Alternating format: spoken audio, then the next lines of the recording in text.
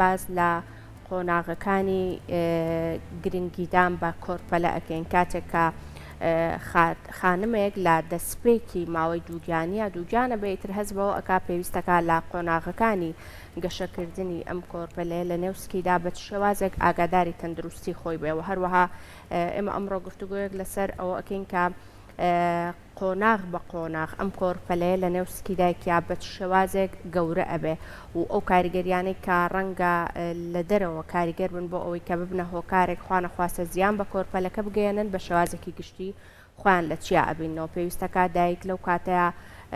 ئەو خۆراکانە و ئەو ئیسراحەتانی کە ئیکا بە شێوازێک بێ بۆ ئەوەی کە ڕاستە و خۆ کاریگەر بێت لەسەر ئەوەی کا کۆرپەلەکەی بە شێوازێکی زۆر دروست گەشە بکە لەسەر تەواوی ئەم بابەتانە گفتوگوی چڕوپڕ ئەکەین بە میوانداری بەڕێز دکتۆر ئیسرا ئیسماعیل کە بەڕێزیان پسپۆڕی ژنان و مناڵبوون و ئێستا لەگەڵمان ئامادەیە دکتۆرگیان سڵاو لێ بێتەوەم کاتت باش بانی باش دکتۆر با دەستپێک هەر لە پێناسەیەک بۆ کۆرپەلەوە دەست پێ بکەین کە ئەڵێن کۆرپەلە مەبەستمان کێیە؟ بەڵێ کۆرپەلە ئەوەیە با لە سەرتاوە دەست پێ بکەین چۆن دروستە بێ ئەم کۆرپەلەیە طبعاً کە هێلکەوتەوە کە هێلکەکە ئەپیتێتەوە پێ ئەوترێ هێلکەی پیتێنراوە ئەم هێلکەی پیتێنراوە لە دوای 24 تا 36 ساعاتە دەست پێ ئەکا بە دابەشکردن بۆ خانەکان یعنی بێتە 2 خانە 4 6 8 16 32 هەروەها کۆبوونەوەی ئەم خانانە شانە دروستەکە و ئەو شانانەش ئەبنە ئەندەم وەکو هەمووتان نەزانن کە ئەگاتە مەرحەلەی بەدابەشکردن ئەگاتە مەرحەلەی 100 بۆ 200 خانە پێی ئەوترێ بلاستۆسیست ئەمە بەربریتە لە 2 بەشی دەرەوە کە ئەبێتە وێڵاشی مناڵ ئەنووسێتەوە بە دیواری مناڵدان و بەشی ناوەوە کە کۆرپەلەکە پێی دروستە بێ ئەم کۆرپەلەیە هەموو ئەندامەکانی لەم منطقەیەوە دروستە بێ بە تەکید کە وێڵاش دروستە بێ بە چ شێوازێک کە ئەم کۆرپەلە خۆی ئەنووسێنە بە دیواری مناڵدانە دەست پێ ئەکا بە دروستکردنی بۆڕی خوێن لەبەرەوەی ئۆکسسیژین و خۆراکە باشەکان وەکو گلوکۆز و ئەماینۆ ئەسید و فاتی ئەسید و ئەوش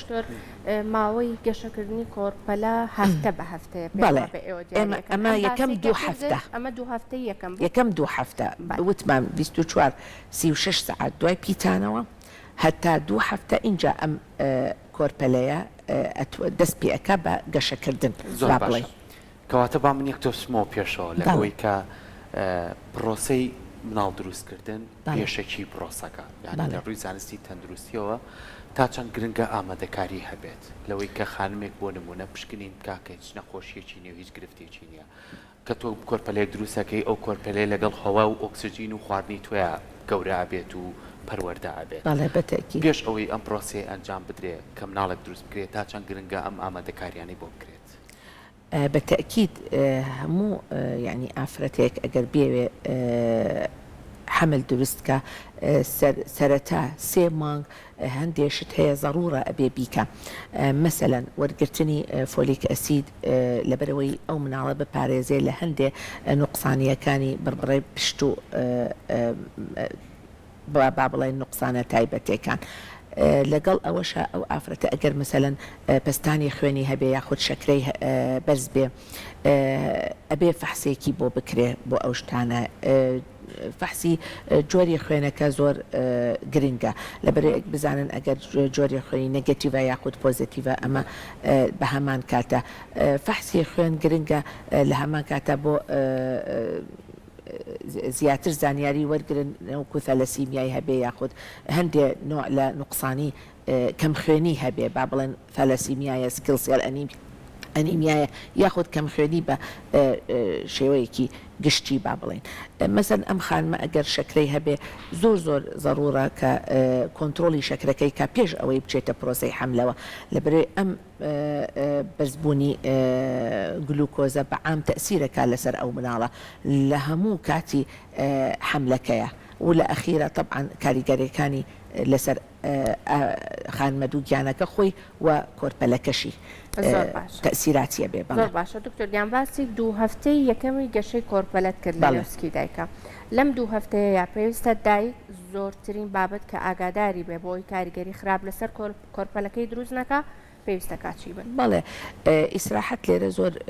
گرنگە، یعنی ئیشی قرس با بڵێن مانوکردنی خۆی و یعنی ئەبێ ئاگای لەو شتە بێ زیاتر، خۆراکی باش بێ، خۆراکەکان ئەبێ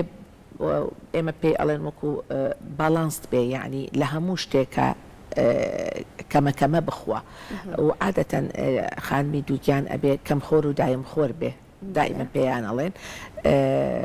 و ئەو شتانە کە خۆیان حەزیان لێیە لە سەرەتای حەملە ئەبێ زیاتر گرنگی پێبن، با بڵێن خواردنەوەی ئاو میوە و هەموو جۆر با بڵێن پرۆتینات بەعام، یعنی بابەتی گۆشت و مریشک و ماس هین و بڵێن کاربۆهایدرێت بە باش شێوازێکی کەم برنج کەم نان کەم ئاوە. زۆر باشە. کەواتە ئەوەی کە زۆر جار گرنگە بەپێ ئەوەی کە ئێستا بەپێ زانستی تەندروستی لە وڵاتە پێشکەوتۆکانە، ینی خانمێک کاچێتە پرۆسی دووگیانبوونەوە لەو قۆناغی ئیتر خۆی لە هەموو شتێک دوورەخاتەوە، ئەڵێ من پێویست ناکات دەست بەمە ئیشێکی قورس دەست بەمە ئەوە بکەم ئەوە بکەم. بەڵێ ئەمە ڕێنمایی تەندروستی ئەوەی پزیشکەکە یەنێ خۆی بە سێ قۆناغات تێپەڕە بێت، سێمان یەکەم و دووەم و سێم کە کۆتایە مناڵەکە لە دایکە بێت. ئەمانە دابش کراوە لەم سێ مانگەیە بە ڕۆژەکان دابش کراوە کە ئەم خانمە ڕاستە بێ خواردنێکی تەندروست بخوات، لەگەڵ ئەوەشا نابێت لە جوڵە بۆستێت. هەمیشەش هەوڵ درراوە کە خانمانی دووجان وەرزشکردن و مەلەکردن زۆر پێویستە، هەم بۆ تەندروستی خۆی، هەم بۆی کە هیلاک بوو بڕێکی باش خۆراک بخوا بۆی خۆراکێکی باشیش بە مناڵەکە بکە، تا چەند ئێوەکو پزیشکەکان ئەم ڕێنمانەیە نێنێ کە خۆیان لە مشتێ دوور نەخەونەوە بەردەوام من لە ژیان و بتوان کاری باشتر. بەڵێ ئێمە کە ئەڵێن ئیسراحەت مەبەستمان ئەوە نییە، یعنی ئیش نەکا و هیچ نەکا و بڕۆدانشێ لە ماڵەوە پاڵکەوێت، نەخێر. ئیسراحەت ئەوەیە، یعنی ئیشە قورسەکان با بڵێن، حتا وەرزشکردن، یعنی غەڵەت نییە مەسەلەن بڕوا بەڕێوە مەلە بکە، یۆگا بکە بە یعنی طریقەی خۆی با بڵێن بە ڕێنماییەکانی با بڵێن پزیشکەکان. بەڵێ ینی ئەوە کێشە نییە، مەبەستمان ئەوە نییە، مەبەستمان ئەوەیە کە زۆر چکە مناڵ لەم سێ مانگەی سەرەتا دروست ئەبێت، ئەندامەکانی دروست ئەبێت، لەبەرەوە ینی پێویستیان مەسەلەن با بڵێن لە بەیانیەوە ئیشەکە هەتا نیوەڕۆ گرنگە مەسەلەن 2 سەعاتێک ئیسراحەت وەرگێ،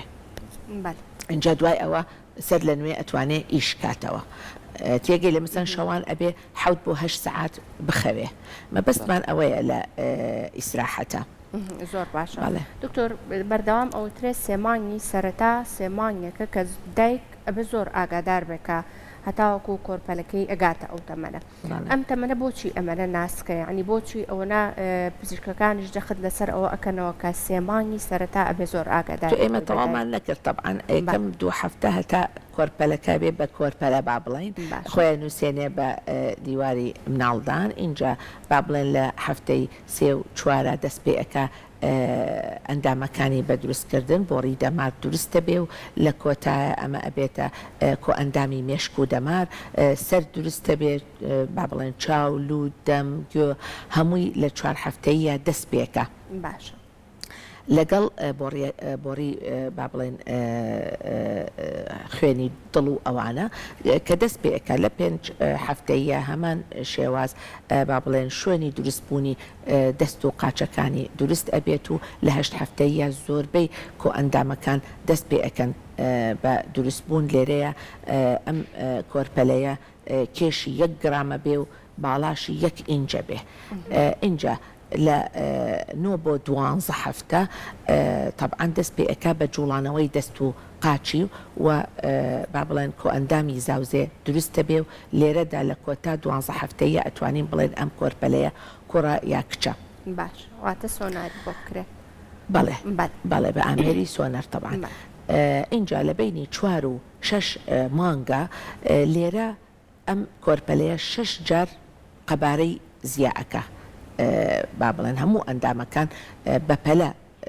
یعنی دەست پێەکەن گەشەکردنی خێراتر باشە قژی بۆ دروستە بێ نینۆکی دەست و قاچی دروستە بێ و لە بینی حوت مانگ و 9 مانگە بەرەو کامڵبوونی ئەم کۆ ئەندامانە بە تایبەتی کۆ ئەندامی هەناسە ماسوولکەکانی دەست پێەکە بە حازرکردن بۆ هەناسەدان لە دوای دایک بوونی کۆرپەلەکە باش ئەو پرسیارەشم لەگەڵ ئەوە تاوکات بۆ سێمانگی یەکەم بە 3 مانگی زۆر حەساسدا ئەندێ بەردەوام لەبەرەوەی لێرەدا ئەم ئافرەتە زۆر احتیمالی هەیە ئەم مناڵە لەباری بچێ عادەتەن یعنی بێ ئەوە بێخەینە مێشکمان لەبەرەوەی لە ژێر تەسیراتی هەندێک هۆرمۆنە تازە دەرەچێت لە گیانی ئەو خانمە دوو گیانە اینجا معرضە بۆ لەبار چوون لەبەر ئەوە زۆر گرنگە ینی ئەم 3 مانگە گرنگی با بەخۆی بۆ ئیسراحەت و بۆ نان خواردن و زۆر باشە دەستەکان خۆش باباسێکیەوە بکەین بەپی ئەم قۆناغانەی کە هەمووی بە قۆناغەکان تێپەڕە بێت تا چەند گرنگەم خانمە بەردەوام لەژێر پشکنی نابێت یاخود ئێوەی دکتۆر چۆن کاتەکانی بۆ ڕێکە خەن کە مناڵە گەشاکە لە ناوسکی ئەم خانمەیە بۆی کە بەردەوام ئاگاتان لێبێ ئایا ئەم مناڵە ئەندامەکانی چیانیان گرفتیتیا یاخود بە تەندروستی گەشاکە یاخودنا بۆیکەوە ئاگاتان بەڵێ گەشەی مناڵ عادەتەن چۆن ئێمە پێی ئەزانین وەکو پزیشک لە کلینەکەکانی خۆمان هەموو ئافرەتێک کە یەتە کلینیکەوە با بڵێن 2 مانگ جارێ یاخود 3 مانگ جارێ ئێمە فەحسی ئەم سکیان بۆ ئەەکەین عادەتەن فەحسی سک بریتیە لە چی ئەو مەسافەیە لە بینی ناوەڕاستی ئێسکی پێشەوەی حوز قیاس ئەەکەین بە تەیپ مەژێرێک هەتا کۆتا سەری مناڵدان اینجا ئەمە هەموو مانگ با بڵێن ئەینوسین و لەگەڵ هەفتەکانی حملەکەیە بەراوردیەکەین بەراوردکردنەوەکە چییە وەکو جدولێکە وەکو چارتێکە ئەنووسێ ئەمە هەفتەکانی حملە ئەمەش قیاسی ئەو مەسافەیە کە وتمان لە بینی ناوەڕاستی ئێسکی حوزەکە و لە بینی سەری کۆتا سەری مناڵدان ئەمە هەموو جارێکەیەت سەیرێکێکین بزانین ئەمە بە تەندروستی ئەڕوا بۆ نمونە لە بینی 18 هەفتە و 36 هەفتە ئەبێ هەموو هەفتە 1 سانتیم زیاکە ئەمە با بڵێن ئەمە بەسیترین شێوازە بۆ متابعی گەشەکردنی مناڵ ئەتوانین بە شێوازێکی تر متابعیکەین بە ئامێری سۆنەر لە بینی 11 و 14 هەفتەیە زۆر گرنگە سۆنەرێکی سەرەتایی بۆ بکەین ئەم سۆنەرە سەرەتاییە پێڵێن بوکینگ ئەلتراساوند ئەوە زۆر مهمە لەبەرەوەی یەک بزانی ئەم مناڵە لە ناو ڕەحمایە دەرەوەی ڕەحمایە 1 دانەیە 2 دانەیە و بۆ لە ئەخیرە حسابکردنی بۆ کاتی مناڵبوونەکەی اینجا سۆنەرێکی تر هەیە لە بینی 18 و 22 هەفتەیە با بڵێن ئەمەش سۆنەری نوقسانی پێ ئەڵێن یعنی نوقسانیەکانی مناڵ پێی دەرەکەوێ ئەنۆمەلی سکانی پێ ئەڵێن ئەمەش زۆر گرنگە بکرێ وەکو متابعە لێرە بە سۆنەر بە ئامێری سۆنەر ئەتوانێ پێمان بڵێ قەبارەی سەری ئەو مناڵە قەبارەی سکی و درێژی قاچی بە پێی ئەم قیاساتانە کە ئەم سۆنەرانە ئەەکەین بڵێن لە بینی 11 و 14 و لە بینی 18 و 22 اینجا 28 و 36 ئەمانە کە ئەەکەین ئەتوانین بزانین ئایا گەشەی ئەم مناڵە دوا کەوتووە ئەگەر فەرقەکە زیاتر لە 3 هەفتە بۆ 4 هەفتە بێ لەم بڵێن قیاساتانە کە ئێمە وەرمانگرت ئەتوانین بڵێن ئەم مناڵە گەشەی دوا کەوتووە وە گەشەی دوا کەوتووە یعنی 2 جۆرە جۆرێکی ئەم مناڵە بچووکترە لە تەمەنی خۆی بەڵام نۆرماڵە یعنی هیچ مشکلەیەکی نییە هەموو شتی تەواوە بەس بچووکترە لە با بڵێن حەجمی حەقیقیەکەی خۆی کە ئەبێ لەم هەفتەیە ئەوەندە بێ جۆرێکی تری هەیە گەشەی بە تەواوەتی وەستاوە خوێنی بۆ ناچێ مشکلەیەکی هەیە ئەبێ ئەو لەو کاتەیە پزیشک بڕیاردا کە ئەبێت دەربێنێ ئەم مناڵە ئەگەر نەبە کامیش بێ باشە دکتۆر زۆربەی کات دایکەکان حەزەکەن زۆرترین سۆنار ئەنجام بدەن کاتێککە دووگیانە بن ئەمە کاریگەری خراپ لەسەر کۆرپەلە دروستەکە با بە وردی باسێک لە سۆنار بکەین هەنێک جار هەیە ئەوترێ دکتۆرەکە پێویستەکە بۆ نەخۆشەکەی ئەنووسیا خۆ بۆ دایکەکە پێویستەکە دۆبلێر یاخود سۆناری ملەوەن ئەنجام بدات ئەمە دروستە پێویستەکە چەندێک جار بەکاربهێنرێتەوە ماوەکەی بۆ ئەوی کە کاریگەری خراپ لەسەر کۆرپەلەکە بەجێدەهێڵێ باسێکشمان هەر لەگەڵ ئەوە لەسەر ئەو سۆنارە بۆ بکەی کە جۆ لە دەنگی کۆرپەلەکە دەنگی دڵی کۆرپەلەکە ئەبێ ئەمایان بۆچی باشە بەڵێ خۆی عادەتەن سۆنەر خراپ نییە بۆ ئافرەتی دووکیان بەڵام ئێمە ئامۆژگاری ناین بە مەسەرەن هەموو هەفتە بچێ سۆنەر بکایە ئەمە طبعا لە کاتی خۆی و لە کۆستەکەش زیە ئەبێ لەسەری بەڵام سۆنەرکردن بەعام کاتی سۆنەرکردنەکە ضرورە یعنی کاتێکی زۆر نەبە ئەوە گرنگە زیاتر لەوەی مەسەلەن زۆر سۆنەر بکە یاخود مەسەلەن ئەگەر هەموو مانگ مەسەلەن گرنگ بێ ضرور بێ دکتۆر یعنی پزیشکەکە بە باشی بزانێ بیکە یعنی خراپ نییە وەکو خراپ باش بەڵام سۆنەری ملەوەن بەعام ضرور نییە بۆ هەموو کەس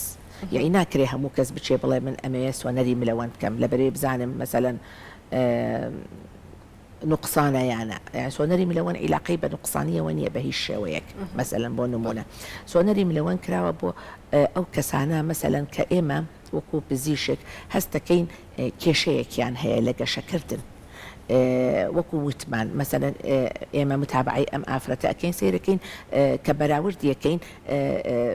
تەمەنی مناڵەکە مەسەلەن بچووکتر دیارە با بڵێن گەشەی وەستاوە هەستەکەین مەسەلەن خوێنی بۆ ناچێ بە تەواوەتی بە باشی ئەو کاتە ئێمە داوا ئەەکەین لە ئافرەتەکە پێ ئەڵێن ئەبێ بچی مەسەلەن سۆنەری ملەوەنم بۆ بکەیت وکێن ئەم کەسانەی کە مەترسیدارن یعنی ئێمە ئەترسین لێیان کە گەشەیان دواکەوێ یاخود ئەمە ئەمانن ئەو ئافرەتانە کە یەک تەمەنیان زیاتر لە 35 بۆ 40 ساڵە ئەو ئافرەتانە کە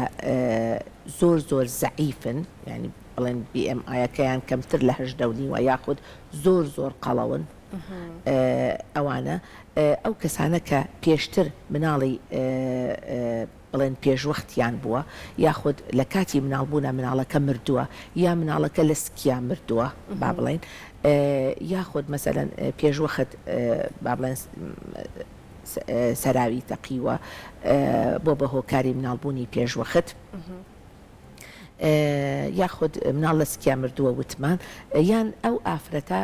هەندێک نەخۆشی درێژخایەنیان هەیە وەکو پەستان زیابوونی پەستانی خوێن وەکو شەکرە وەکو نەخۆشیەکانی گورچیلە و جگەر و با بڵێن ئەم بابەتانە باش ئەم نەخۆشیە درێژخایانانە عادەتەن ئەبنە هۆی کەم ڕۆشتنەوەی ئۆکسسیجین و خۆراک بۆ مناڵەکە لەبەر ئەوە سیرەکەی گەشەی ئەو مناڵە دوا ئەکەوێ و هەستەکەی یعنی بە فەرق کە سۆنەریان خستی خوێن چییە دکتۆر زۆربەی کاتەکان ئەو دایکەکان تووشی بەسەر دووگیانیەوە تووشی خستی خوێن ئەبن ئەمەژە بێتە هۆکارێک بۆی کە بڵێ خۆی خستی خوێن نەتیجەیە لە نەخۆشیە درێژخایەنەکان زۆربەی کاتەکان ئەبنە هۆکاری خستی خوێن با بڵێن ئەگەر ئێمە عیلاجی چارەسەری ئەم نەخۆشیانە بکەیت مەسەلەن پەستانی خوێنەکە یاخود کۆنتترۆلی شەکرەکە بکەین بە شێوازێکی باش مەسەلەن نەخۆشی گورچیلەیان هەیە نەخۆشی جگەریان هەیە ئەمانە حەلیکەین بۆیان بزانین یعنی کێشەکەیان چیە لە سەرەتاوە ئەتوانین خستی خوێنەکەش یعنی حەل بکەین و نێڵین دروست بێت و تأسیری هەبێ لەسەر گەشەی ئەو مناڵە باشە با باسێکیەوە بکەین هەمیشە ئەمە ماوەیەکی کاتیە کە بۆ ماوەی 9 مانگە ئەم خانمە بەتەنیا لەوانەیە زۆر کات بەهۆی گۆڕانی جەستەییەوە بۆی گۆڕانی لایانی دەرونیەوە پێویستی بە کەسێ بێ هاوکاری بێ ئەو کەسە نزیکردنها هاوسەرەکەیە تێکەت نزیکترین کەس بێت لە ڕێی ئەوەی کە ڕۆژانەیە خۆ هەفتانیان مانگانە ئێوە کرد سەردانەکانیان بۆ دانێن بە پێی و دەفتەرەیە خۆ فیلێک کە بۆیانەکەنەوە تا چەند گرنگە ئەم هۆشیارانەی کە بەم خانمادرێ هاوسەرەکەشی ئاگادار بێت یعنی زۆر کات کۆمەڵە ڕێنمایی هێلوانەی خانمەکە خۆی بیری بچێت یا کۆمەڵە دەرمان هێلوانەی خانمە بەکاری بێنە گرفت بۆ مناڵەکەش بەجێ بێڵێت یاخود پێشم خۆشە باسێکیەوە بکەین ئایا خانمێکە کە درێژەی نەخۆشیەکی درێژخایانی هەبێ لەسەر مناڵەکەش هەمان و نەخۆشیە دەرەکوێ کە لە دایک بێت یاخود دەمە بۆ نمونە ئەگەر یەکێ لەو نەخۆشییان ئەگەر دایکەکە شەکرەی هەبێت مناڵەکەش مەرجە تووشی شەکرە بێت ئەگەرمەوێتەوە دوو پرسیارە بەڵێ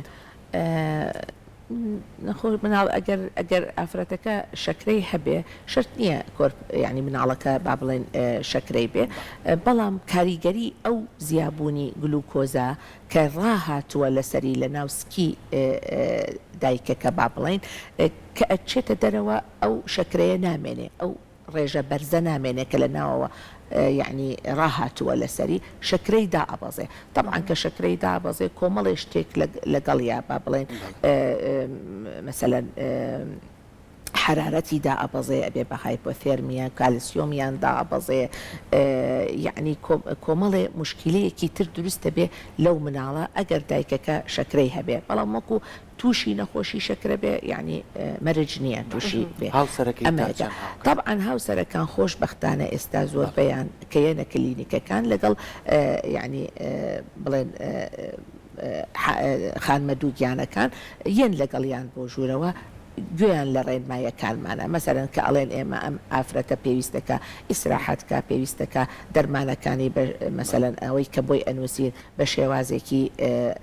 منتەزەم وەریگرێ پێویستە خۆراکەکەی باش بێ پێویستە بریتی بێ لە هەموو جۆر مەسەرەن ڤیتامینات و پرۆتینات و کاربۆهایدرایت و ئەو شتانە یعنی عادەتەن هاوسەرەکانیان لەگەڵیانە گوێیان لەو شتانەیە لە هەمووی گرنگتر باری دەرونی ئەو ئافرەتە دووگیانە کە کۆمەڵی هۆرمۆن لە گیانە تێک ئەچێ بەرزە بێ با بڵێن ئەمەش ئەبێتە یعنی یەکێک لەو هۆرمۆنانە با بڵێن پرۆژستیرۆن زۆر بەرزە بێ مەزاجیان تێکەچێ ئەبێ هاوسەرەکانیان ئاگایان لێبێ یعنی تەقدیری ئەو شتە بکەن کە یعنی ئەم تێکچوونی باری دەرونیە ئەبێ یارمەتیان بن لەم خۆناغا زۆر باشە دکتۆر حاڵەتێکی تر هەیە لە نێو خاتونە دووگیانەکانە زۆربەی کات بە تایبەتر لەو ڕۆژۆی مناڵەکەی ئیتر هەست بە جوڵەی مناڵەکەیەکە لە سکیا زۆربەی کاتەکان ئیتر ڕۆژانە بەردەوام ئاگای لەم جوڵەی مناڵەکەیەتی پێویستەکە حەزەکەم ڕێنمایی بەڕێستان سەرەتا و دواتریش ئێمە سەرپرسیارەکەم پێویستەکە سەرەتا چەندێک جارێ مناڵ ئەم جوڵانە لە ڕۆژەکەی ئەنجام بدات یعنی ئەگەر چەند ڕۆژ ئەم جوڵانە لەلایەن من کۆرپەلەکەەوە ئەنجام نەدرا و دایکەکە هەستی پێ نەکرد ئیتر ببێتە هۆکارێک بۆەوەی کە دایکەکە خەمی بە یاخود بترسێت و سەردانی پزیشکی بکات ئەم پرسیارێکی زۆر باشە عادەتەن بڵێن ئافرەتی دووگیان هەست بە جوڵەی مناڵیەکە ئەگەر نۆبەرە بێ لە 20 هەفتەیە لە کۆتا 20 هەفتەیە واتا 5 مانگ اینجا هەستی پێکە بەڵام هەندێکیشیان لە 16 هەفتەیە دەست پێکەن بە جوڵەی مناڵەکانیان جوڵەی مناڵ عادەتەن کاتی هەیە با بڵێن کاتی خەوی پێڵێن یعنی تایە ئەخەوێ زۆر دایکەکە هەستی پێ ناکە باشترین جوڵەی مناڵ لە کاتی ئێوارە و شەوە زیاتر ئافرەتەکە هەستی پێەکە و لە کاتی پاڵکەوتنە و پاڵکەوتنی لە لای چەپەوە عادەتەن بەوەستان و بە ئیشکردن لە کاتی ئیشکردن زۆر هەست بە جوڵەی مناڵەکە ناکەن اینجا ئەو ئافرەتەکەیت ئەڵێ من هەست بە جوڵەی مناڵەکەم ناکەم ئێمە ڕێنمایی یەکەین کە لە بۆ ماوەی 2 سەعات لە لای چەپەوە پاڵکەوێ اینجا بیژمێرێ جوڵەی مناڵەکەی ئەگەر کەمتر لە 8 بۆ 10 جار جوڵە ئەبێ سەردانی پزیشکی پسپۆڕەکە بکە لە بەرەوەی هەندێشتی تر هەیە ئەبێ بۆی بکە چکە ئەمە زۆربەی زۆریان یەن ئەڵێ جوڵەی کەمە بەڵام وەکو پێم وتی طریقەیەکی ئەوەیە کە پاڵکەوێ لەسەر لای چەپ 2 سەعات و بیژمێرێ جوڵەی مناڵەکەی هەیە طریقەیەکی تر دایکەکە دەست بێنێ بە سکیا یاخود زۆر لە توێژینەوەکان هەیە ئەڵێ گۆرانی بڵێ چیرۆکی بۆ بخوێنەرەوە یاخود گوێی لە میوزیکێک بێ ئەمانە کاریگەرن بۆ ئەوەی کە مناڵەکە بجوڵێت بەڵێ وەکو پێم وتی تۆ لە کاتی ئیشە لە کاتی بەیانیانە هەستی پێ ناکەی خۆیە جوڵێ بەس ئافرەتەکە هەستی پێ ناکە بەڵام ئێواران لەبەروی ئیسراحەتە ئاگای لە خۆیەتی مەسەن دانیشتووە سەیری فلیمەکەن سەیری مەسەن گوێ لە گۆرانیە گرن یا شتێک زیاتر یعنی هەستی پێکات مەبەستمان ئەوەیە لە جوڵەی مناڵ بەڵام ئەگەر زیاتر لە 2 جار مثلا ئافرەتەکە هاتووتی مثلا من هەست بە جوڵەی مناڵ ناکەم ئەوەیان ئەبێ گرنگی پێبین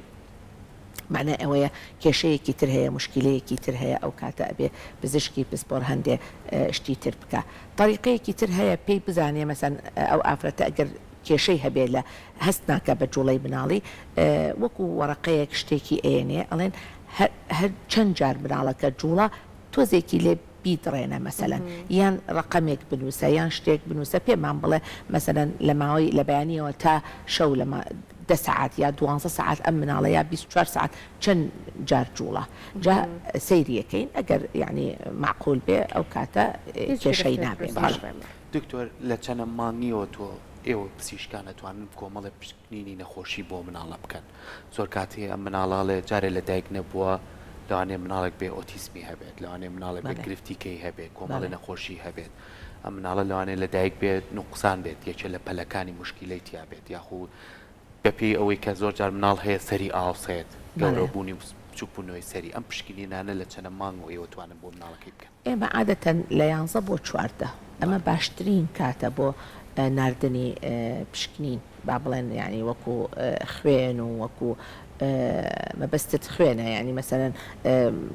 جۆری خوێنی ئافرەتەکە ڕێژەی خوێنەکەی شەکرە فەحسی میز ئەم شتانە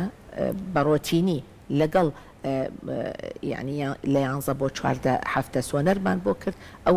پشکنیایە بۆ ئەنیەوە توانن دڵنیا بنەوەی کە مناڵە گەر گرفتێکی بێک سەرڕاستەوە خۆ دەری بخەن گرفتەکەی زۆربەی گرفتەکان هەمووی یعنی دەرناکەوێت لەو کاتەیە بەڵام وەکو یعنی ئافرەتەکە خۆی متابعەکە بڵێن خانمە دووگیانەکە هەموو مەسەلەن 3 مانگ یا 2 مانگ ئەچێتە کلینیکەوە لەوێ ئەتوانن بە متابعی بڵێن سۆنەریان پشکنین ئەتوانن بڵێن یعنی ئەگەر کێشەیەکی هەبێت چکە زۆربەی کێشەکانیان و قسانیەکان دەرناکەوێت لە 11 بۆ 14 هەندێکی دوای 20 هەفتە دەرەکەوێت ئەویان ناتوانین بڵێن یا هەموو شت لەو کاتەیە ئەتوانین دکتۆرگیانەگە ڕێنماییەکت ما بێ وەکو کۆتا پرسیاری من بۆ خاتونە دووگیانەکان بە شێوازێک گرنگی تەواو بە تەندروستی خوان و با کۆرفەلەکەی نێوسکیشیان بدەن فەرمووت باشترین ئامۆژگاری کە پێش ئەوەی بچنە پرۆسەی حملەوە سەردانی پزیشکی پسپۆر بکەن هەندێ ڕێنمایی وەرگرن وەکو وتمان هەندێ ڤیتامینات و شت وەرەگرن ئیسیفادەی لێ ئەەکەن ئەگەر نەخۆشی و شتیان هەیە لەو پشکنیانە کە بۆیان ئەکرێ کەشفی ئەەکەن و ئەتوانین حەلی بکەین و کۆنتترۆلی هەندە نەخۆشیەکان بکەن پێشەوەی بچنە پرۆسی حملەوە و لە سەرەتای سکەوە گرنگی بە خۆیان بن بە بۆ ئیسراحەتی مێشک و جەستە و با بڵێن خۆراکێکی باش و وەرزش بەعام زۆر مهمە لە بەرەوەی ئیندۆرفین دەرەچێ و هەست بە خۆشی و بە دەستەکانە خۆش بێت دکتۆر سپاس بۆ تۆ سپاسی زۆر بەخێر